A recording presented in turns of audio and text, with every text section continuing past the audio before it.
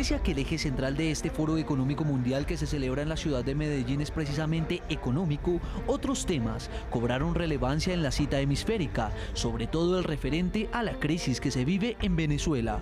Mauricio Macri, presidente de Argentina, fue abordado por la directora del programa Suma la Noticia de NTN 24 frente a este ineludible tema, y así respondió el dignatario. ¿Qué pasó ayer en la OEA? ¿Cómo? Me pareció muy bien el comunicado conjunto. ¿Y la situación en Venezuela? ¿Ha cambiado un poco su posición de eso? A las 12 nos vemos en la conferencia de prensa. ¿No ha cambiado un poco su posición? ¿Qué piensa que hay que pasar en Venezuela? Elecciones, lo más rápido posible.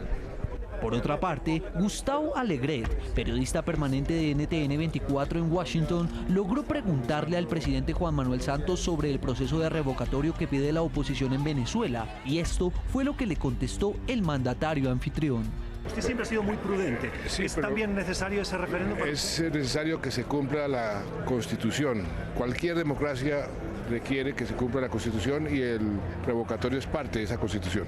Otra de las personalidades que asiste a este foro es el expresidente del gobierno español Felipe González, quien aprovechó la entrevista de la directora de contenidos de NTN 24 Idania Chirinos para defender al secretario general de la OEA Luis Almagro, luego de que la representación de Venezuela ante el organismo cuestionara sus atribuciones por haber pedido la activación de la Carta Democrática Interamericana en el país bolivariano. ¿El secretario Almagro va a resultar crucificado a cuenta de que Venezuela ha conseguido los votos para evaluar su gestión? Es importante.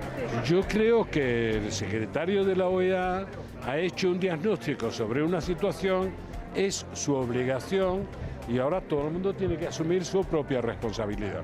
En el primer día del foro también hubo cabida para el tema del narcotráfico. En un encuentro sobre este tema, el director del ITAM de México alertó que el Triángulo de Centroamérica podría ser considerado como la Siria de la región. La atención que capta el evento regional también fue aprovechada por un nutrido grupo de personas que a las afueras del lugar protestó contra el grupo terrorista de las FARC y la forma en la que el presidente Juan Manuel Santos adelanta la campaña por el plebiscito para refrendar los acuerdos de paz. Vemos que estamos yendo hacia una dictadura después de la aprobación del acto legislativo por la paz que le da poderes absolutos al presidente para hacer un gobierno con las FARC. Muy bien, a propósito de este informe, continuamos con la cobertura especial del Foro Económico Mundial para América Latina. Uno de los enviados especiales de Noticias RCN y NTN 24 es el jefe de redacción de Noticias RCN, Yamit Palacio. Él se encuentra en ese momento con otro protagonista de la noticia. Se trata del presidente del Banco Central de Paraguay, Carlos Fernández, quien participa como panelista en este importante encuentro. Yamit, tenga usted las muy buenas tardes.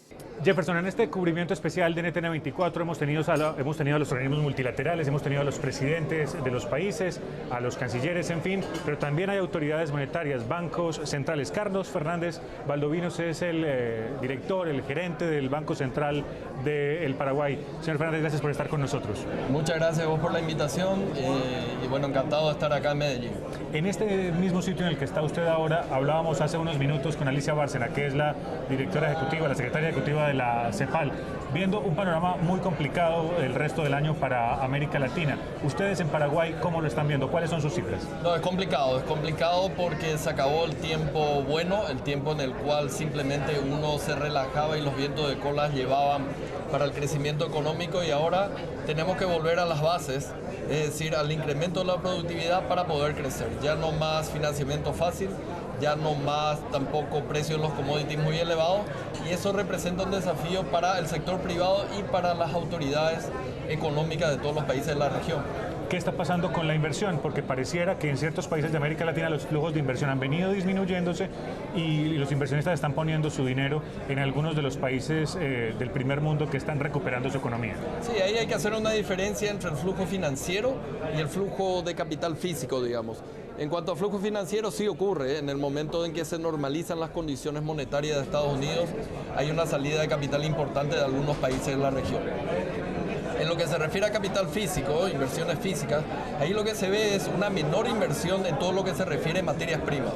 Ahora, los países deberían ser inteligentes como para encontrar otros sectores que podrían ser motores de crecimientos a futuro que no sean basados únicamente en las materias primas.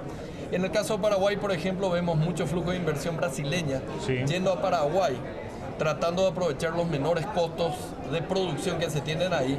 Entonces el sector de maquila específicamente está siendo un sector que está creando muchos empleos, mucha riqueza y que se está moviendo totalmente contrario a lo que se mueve el resto de la economía.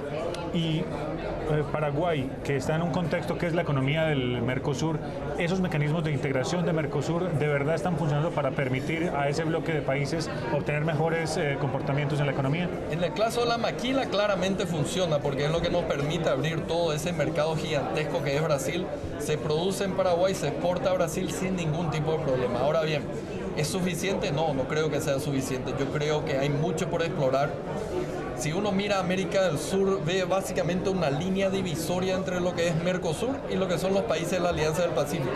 Pero qué error tener esa divisoria cuando que son economías complementarias. Los países del Mercosur son muy similares unos a otros, los países de la Alianza del Pacífico muy similares unos a otros. Lo que tenemos que buscar es la integración de países diferentes para tener más potencialidades en ambos tipos de países. Así que esperemos que nos vayamos acercando y creemos realmente algo muy práctico, muy económico, poco político, que sería una alianza Mercosur con la Alianza del Pacífico. Y quiero hacerle una última pregunta. Casi todos los países de América Latina tenemos como el mismo desafío, que lo anticipaba usted hace unos minutos, que es depender menos de las materias primas. Chile sigue dependiendo mucho del cobre, Colombia sigue dependiendo mucho del petróleo y del carbón. La pregunta es qué tan dependiente es Paraguay de ellos, sobre todo, por ejemplo, de los bienes agrícolas. Mira, yo creo que la gente nace con algunas cualidades que le hacen bueno en ciertos sectores. Las personas en ciertas profesiones, los países en ciertos sectores. Lo que tenemos que ver es salirnos del típico modo de producir materias primas e ir incorporando más y más innovación. En el caso de Paraguay, por ejemplo, por cada kilo que uno exporta de carne, materia prima un poco procesada, en realidad hay un montón de genética metida, biogenética, biotecnología. Ese es el tipo de producción que tenemos que buscar al futuro. Valor agregado. Es imposible que todo el mundo sea Silicon Valley, pero tenemos que aprovechar y meter la innovación en lo que sabemos producir, y en este caso las materias primas tenemos que producir mejor, más eficiente y con mayor tecnología. Carlos Fernández Valdovinos, qué gusto que haya estado con nosotros en la noche. Cuéntame cómo lo recibió Medellín, cómo lo ha tratado Medellín. Excelente, muy contento de estar acá y tienen un bello país, una bellísima ciudad.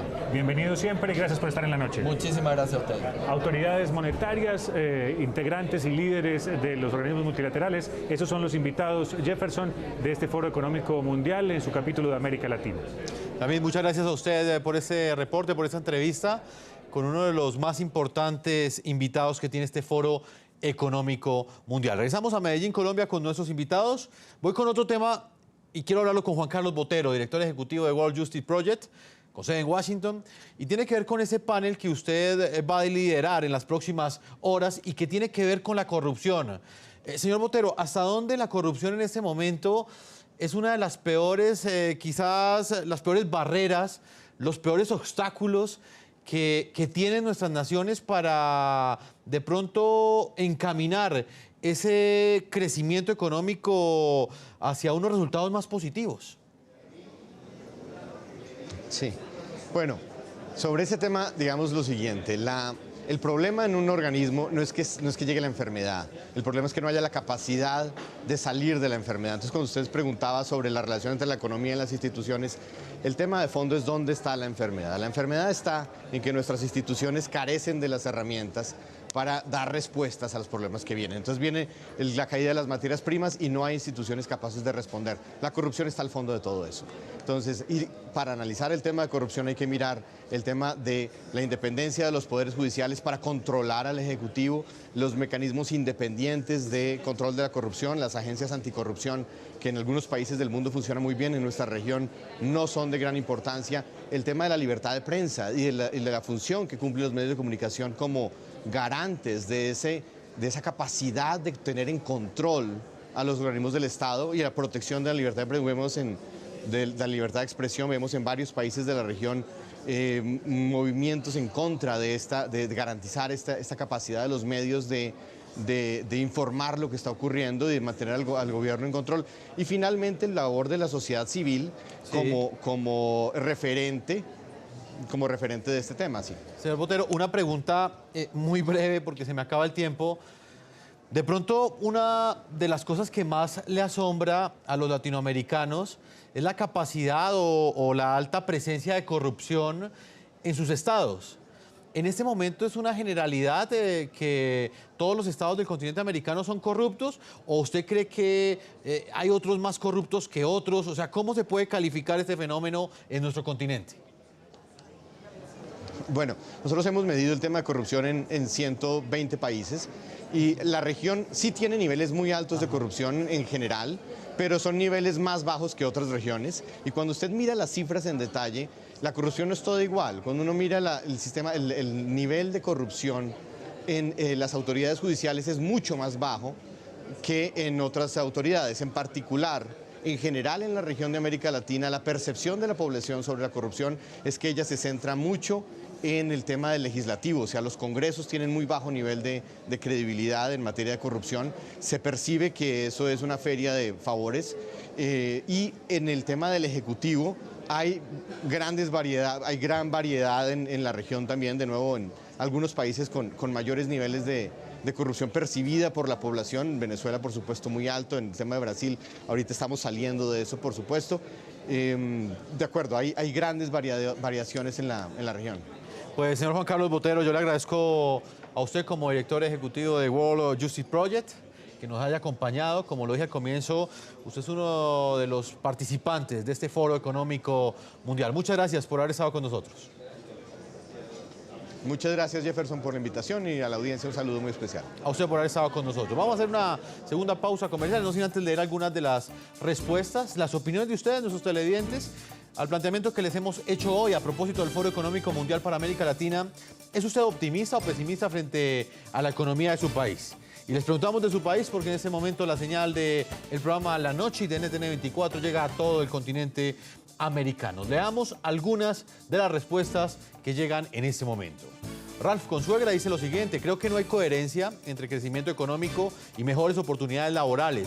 En ese sentido, muy pesimista. Armando Garcés dice lo siguiente: si se logra la paz, hay más productividad y por ende se fortalece la economía.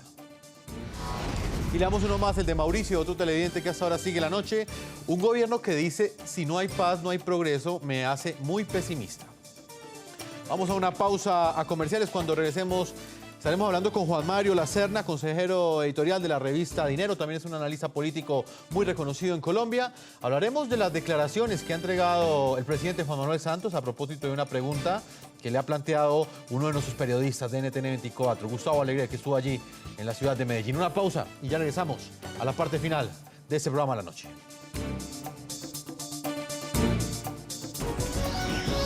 Ya regresamos con La Noche.